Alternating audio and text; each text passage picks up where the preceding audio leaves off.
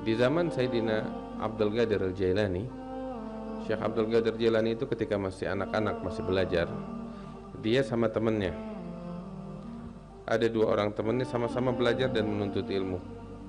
Kebetulan teman-temannya ini pengetahuannya dalam ilmu agama luas, ya, sehingga mereka itu bertiga, Abdul Qadir Jailani dan dua temannya itu, mendengar tentang seorang yang soleh di suatu kota, orang yang soleh, yang taqwa, yang alim. Maka mereka sepakat, ayo kita berkunjung kepada beliau. Ini orang soleh dikenal dengan sebutan Al-Ghawth. Maka mereka sepakat. Kemudian mereka satu sama lain saling berbincang. Syekh Abdul Qadir ditanya, engkau mau berkunjung kepada seorang alim soleh ini yang bernama Ghawth, apa tujuannya, mau ngapain?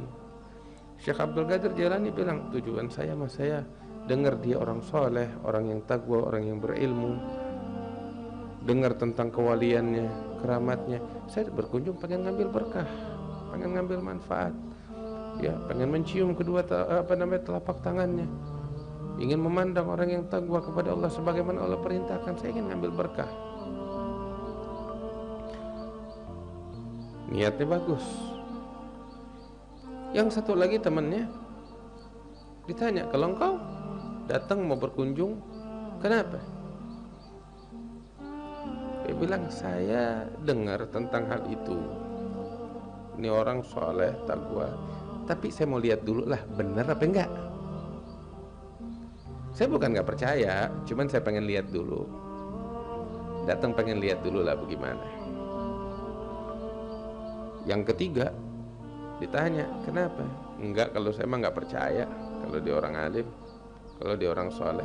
Malah saya datang mau ngetes. Saya punya pertanyaan banyak nih, mau ngetes dia, benar gak nih orang-orang alim? Dinasihatin, jangan gitu. Enggak apa-apa. Ya sudah, mereka bertiga jalan mendatangi itu orang soleh yang bernama Ghawth. Semua punya niat, tujuan yang berbeda-beda. Abdul Qadir Jailani pengen ngambil berkah, yang kedua pengen lihat doang, yang ketiga pengen ngetes. Mereka masuk, ketika duduk situ nunggu agak lama. Yang dua ngegerutu, Abdul Qadir Jailani cuma duduk istighfar, zikir sama Allah. Gak lama turun ini dari kamarnya orang soleh ini yang bernama Ghawth. Ketika turun,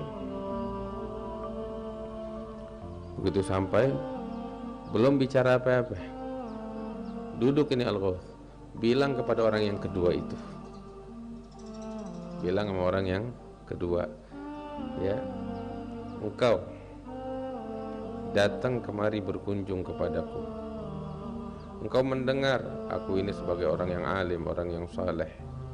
Engkau datang kemari, engkau punya tujuannya cuma pengen lihat, bukan pengen ngambil berkah.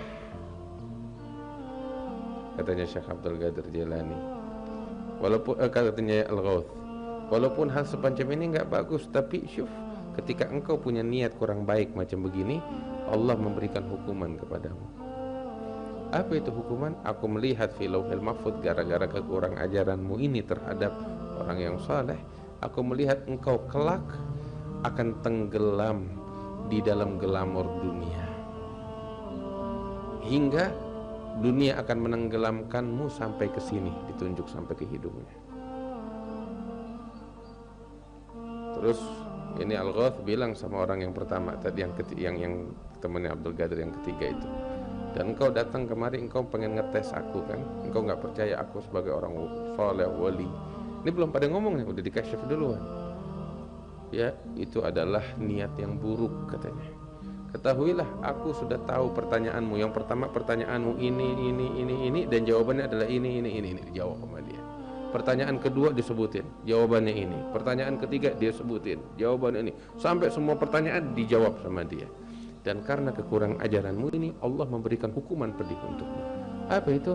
Aku melihat bahwasanya Allah akan mencabut keimananmu nanti di akhir hayatmu.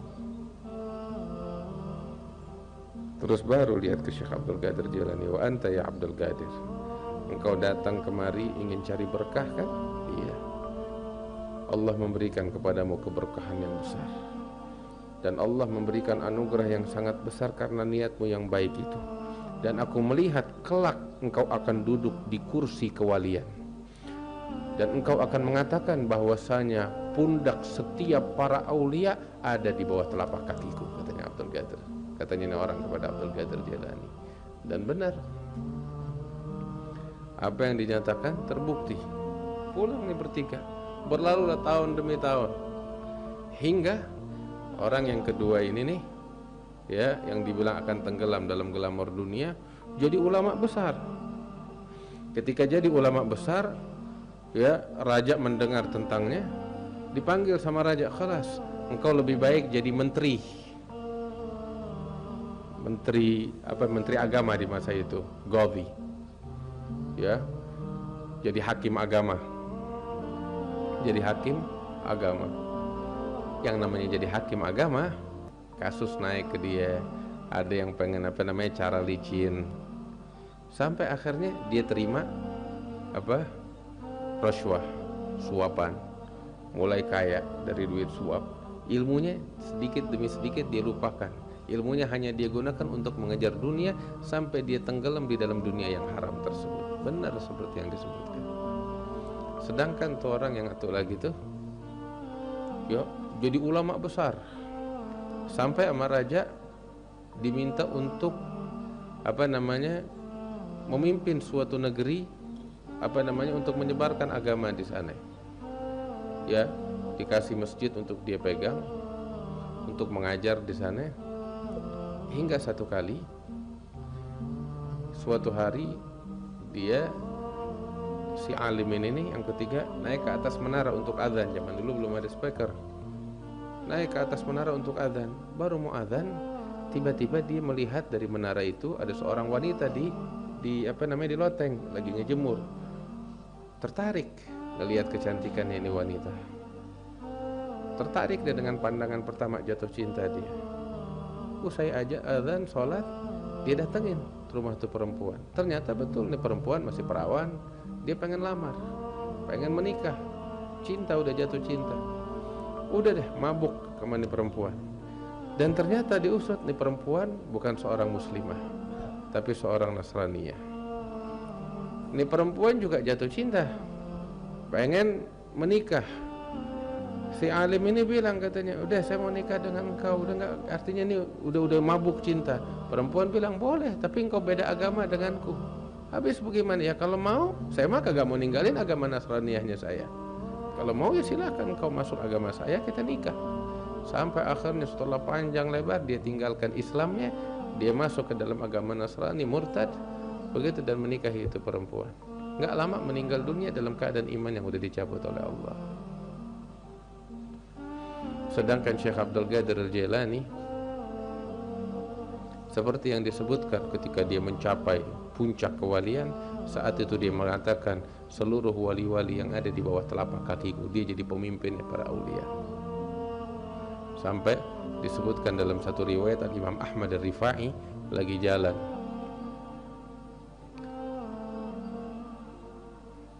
di padang pasir, tiba-tiba dia berhenti dan menundukkan kepalanya.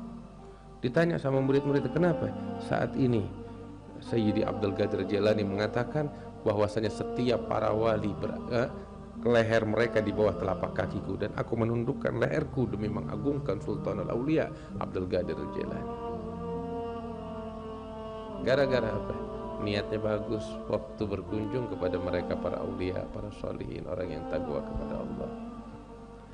Nah, kita diajarin begini, enggak cuman ketika kita berkunjung kepada aulia yang di kuburan mereka, tapi juga ketika kita berkunjung kepada para aulia, sholihin, ulama yang hidup. Kita mudah kalau cuman husnudzan sama yang udah mati, tapi yang susah tuh husnudzan sama yang hidup. Iya, sebab kita ngelihat dengan mata kepala kita sifat manusiawinya dia. ya makannya, minumnya, tidurnya. Yang udah mati kita nggak lihat begitu, makanya kita bisa husnudzon. Tapi yang diuji nih yang begini. Makanya Imamul Haddad tuh sebel banget, Habib Abdullah Haddad sebel banget sama banyak orang. Apa mereka muji para aulia yang udah pada mati, tapi sama aulia yang masih hidup mereka nggak hargain, nggak hormatin, malah dicaci dan dimaki. Sampai Imamul Haddad namain orang yang macam begini tahu dengan nama apa? Maddahatul kubur, tukang puji kuburan katanya. Tukang puji kuburan. Iya, yang hidup depan mata mereka nggak dihormatin. Allah, yang mati disembah. Sama. Karena itu, ini salah satu adab ketika kita berkunjung kepada orang-orang yang taqwa, orang-orang yang saleh, yang diridhai oleh Allah Subhanahu wa taala, husnudzan yang bagus. Kemudian juga kita datang tuh dengan niat untuk ngambil berkah, minta doa, minta nasihat. Ini kan kita nih di sini banyak anak-anak muda yang karena nggak bicara ziarah kubur lah, kunjungan kepada ulama, orang-orang yang soleh. Datang begitu, datang tuh kita mau ngambil berkah, minta doa, minta nasihat. Tulis segala nasihat yang dia sampaikan, minta amalan, minta ijazah, ijazahin saya di dalam ilmu yang antum dapat dari guru-guru. Itu ijazah dicatat, sebab tuh rantaian emas yang menyambungkan kita kepada Rasulullah Sallallahu Alaihi Wasallam. Sebab tuh setiap ulama, setiap guru yang kita datang kepadanya, dia belajar dari guru yang sebelumnya, guru yang sebelumnya belajar dari guru yang sebelumnya, hingga terus.